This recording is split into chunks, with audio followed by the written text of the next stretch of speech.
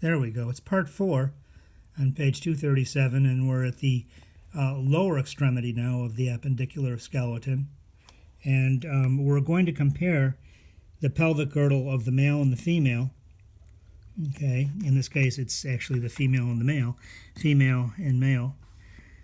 Okay, the female usually has a more delicate and lighter weight, actually, pelvis than does the male. But the ultimate feature of shifting from uniaxial to biaxial is still the essential thing here.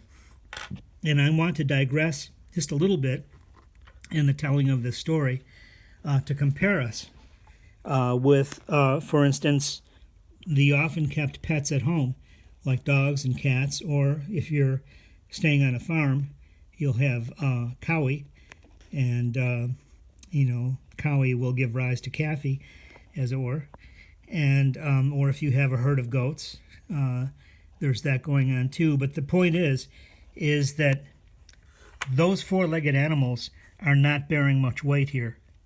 They're bearing weight on the shoulders. Okay, so the head and the four paws, as it were, and the or hooves in the case of larger animals, and the that whole shoulder girdle is the strong, substantial part of that animal.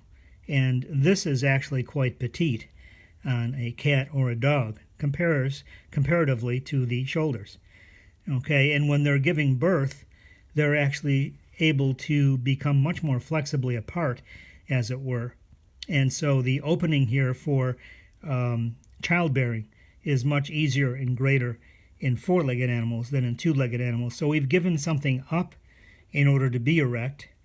We're good runners, bipedal runners, but we have definitely shifted our weight-bearing girdle from the shoulders and the pectoral region to here at the hips and pelvis. Okay, so that's the deal. This is in the male. Males have much greater density and heft to their pelvic girdle, and you'll notice that it's a more vertical featured unit, and so the distance here in the waistline is much smaller. If you're a body worker and you're looking for where's that waist in the male, you're going to have to look carefully between the bottom of the rib cage and the top of the iliac crest, whereas in the female, a little easier to find the waist, okay, because her iliac crest is a little lower down, and that there's more space up there before you get to the rib cage, so a little bit easier to find. Another detail here that I think is important for you to sort of bear in mind is that we have something called the false and the true pelvis, and but we'll get to that in just a moment. First of all, well, it's important, so I think I should address that, and I'm looking for where they have already addressed it, and they have addressed it not so well, actually, in here. So, right, so I'll address it. No problem. The true pelvis is the pelvic cavity, and it begins here. The false pelvis begins here and ends at the brim. Okay, so this is still an abdominal cavity right here. But once you get, and let me define the difference for you. The pure definition of what's the difference between a false and a true pelvis happens along this line right here at the brim, as we're coming along this way, at the very top here of the pubic symphysis, coming along this way. Here's the pelvic brim again. And then notice as you come this way, let's examine carefully, we go right to that spot right there. That's the sacral promontory. Okay, so I want you to be very aware of that brim, that little opening right there. Okay, and let's come back to this larger view right here so you get all that detail.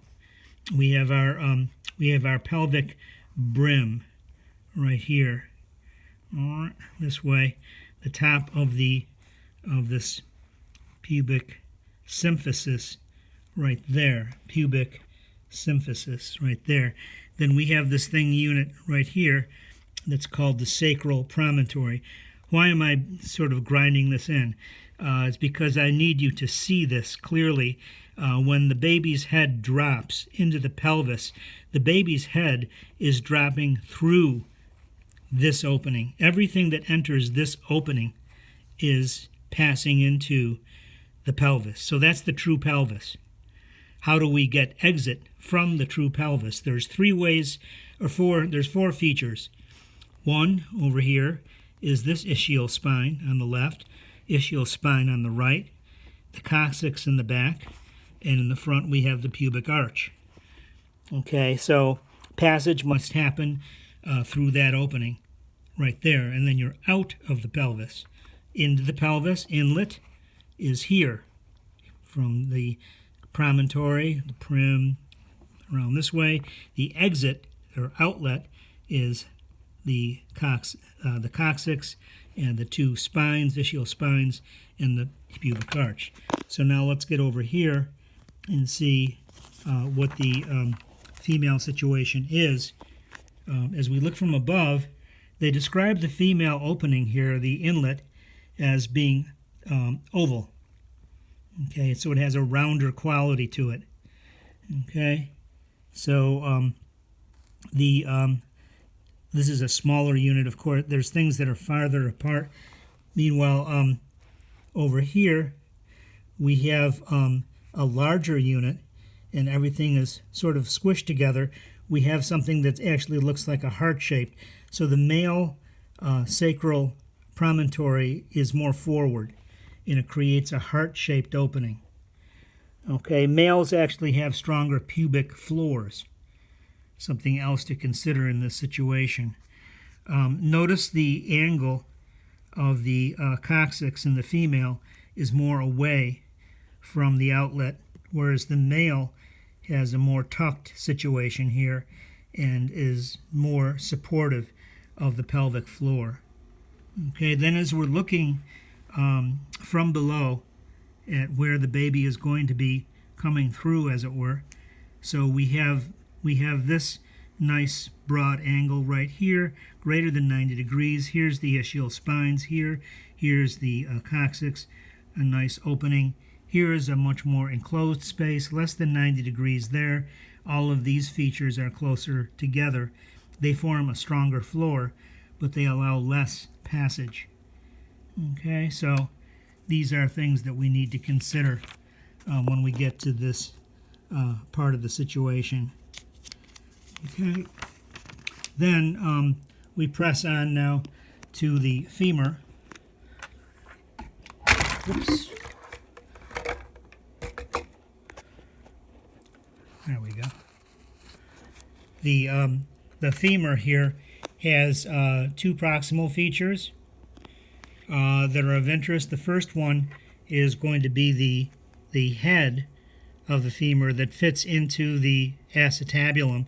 What you'll notice about this is that it's got this thing called fovea centralis or fovea capitis, and the deal here is that there's actually a ligament and an artery, nerve, etc., that's actually going to hook up on the inside here. So this is very hooked up. This is not going to pull away or off. It's actually connected by ligament directly in the middle of the head. Okay, we have a neck region here.